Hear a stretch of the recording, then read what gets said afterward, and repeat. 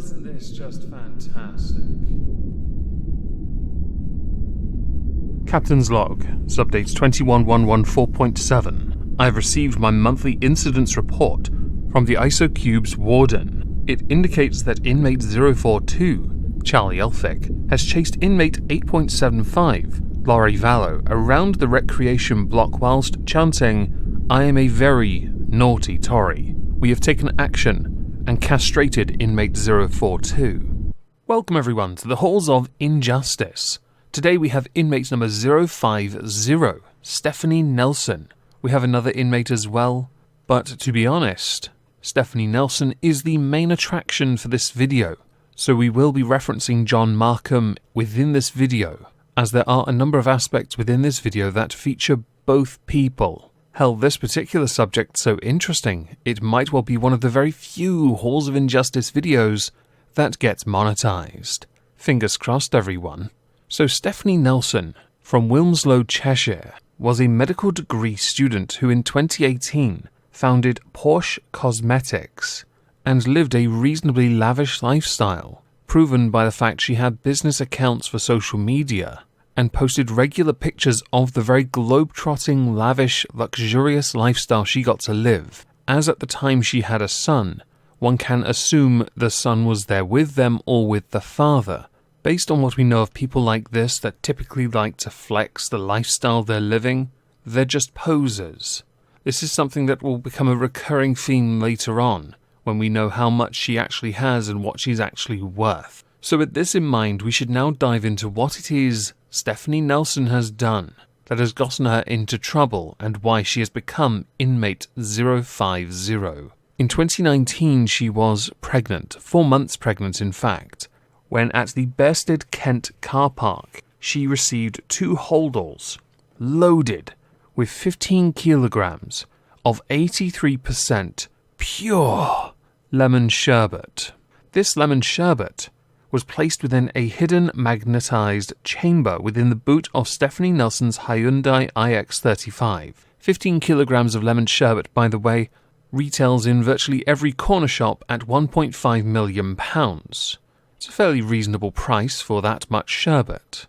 The holdalls in question were given to her by John Markham, which will be the first of 2 incidents where they align momentarily. Interestingly though, at this moment in time, the police had surveillance on John Markham, so I am almost certain the majority of you can ascertain with 100% certainty where this sugar-coated contraband was going next. Stephanie Nelson within 30 minutes had managed to make it from Bearsted, Kent, to the Dartford Tunnel. Shortly before proceeding through the tunnel, she was stopped by the Kent police, who quickly had a little look in her car. Along with doing that, they arrested her anyway, and seized her assets on her of £41.05. This, by the way, is a relevant number for later. I promise you that. It didn't take long for the officers to find the magnetized compartment, which is, by the way, quite a sophisticated hiding mechanism. They found the compartment and then located by extension, because obviously it was in there, all 15 kilograms of the lemon sherbet. Understandably, because John Markham had also been arrested, Stephanie was too, and charged with, well, the usual sherbet-related crimes concerning being a courier. As is well established, the only courier allowed to distribute confectionery is Amazon Prime. It is worth adding now, Stephanie Nelson denied any involvement of being paid as a courier. Was this friends with benefits, perhaps? They promise you a key if you gave them £15 million worth of sherbet. Okay. Understandably, because the police had them under surveillance, well, Markham in particular.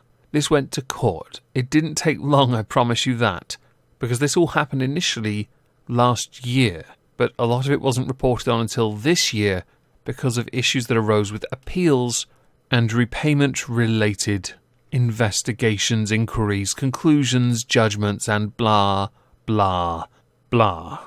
In possession of Stephanie Nelson, though, which did her no favours during the trial, was a BQ Aquarius encrypted phone, which is considered one of the most sophisticated phones, along with it being virtually impossible to crack.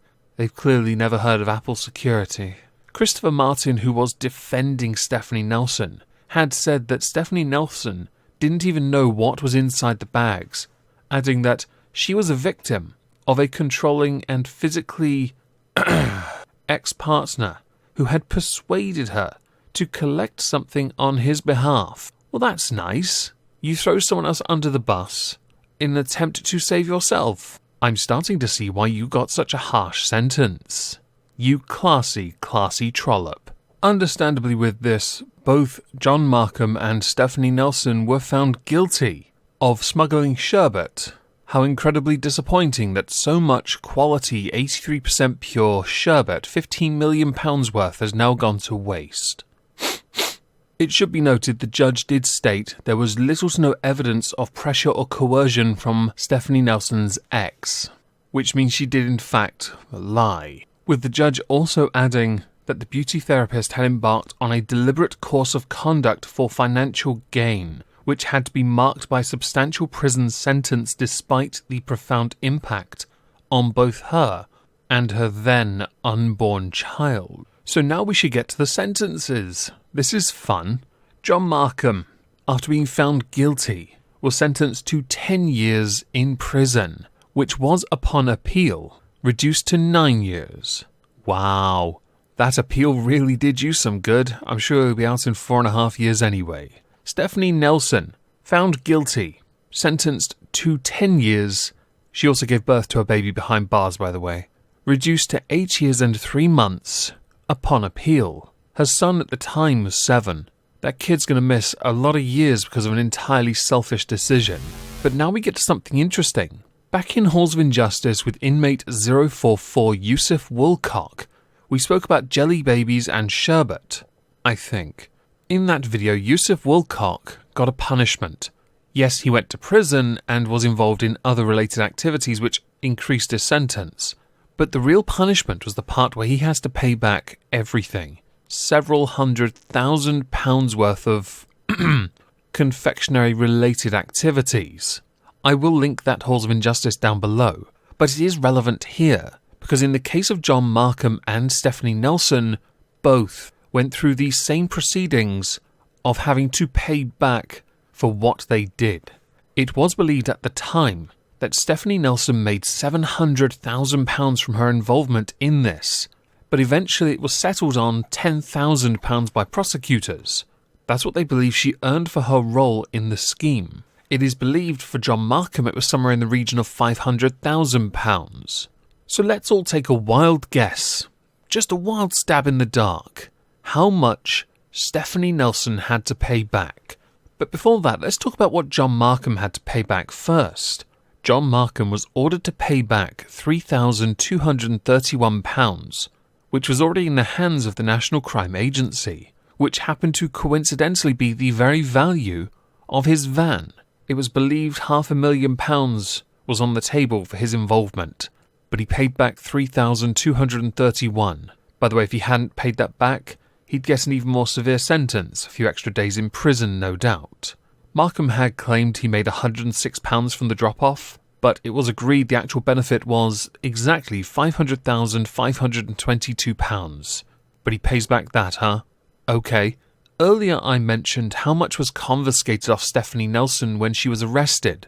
Does anyone remember that number? Because coincidentally, the very amount that was in her pocket when she was arrested was exactly what she was ordered to repay or get an additional 14 days in prison by default, which was £41.05. I'm not okay with this. My mind, and yes, there are children involved, is that she made 10 grand. Therefore, she repays 10 grand.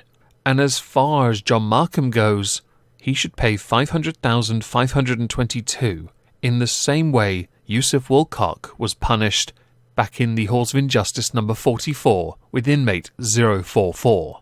The prison sentences I fully agree with, but only because we like sherbet here. And no one else should be allowed it. In any mega city, sugar is outlawed. You know this. But as far as the repayment goes, that is a kick in the teeth. With this case, I'd love to know what you think, so please do let me know in the comments down below. As a final thing, I'm streaming on Twitch tonight. If I don't see you there, I hope you'll have a fantastic day, and thank you all for listening.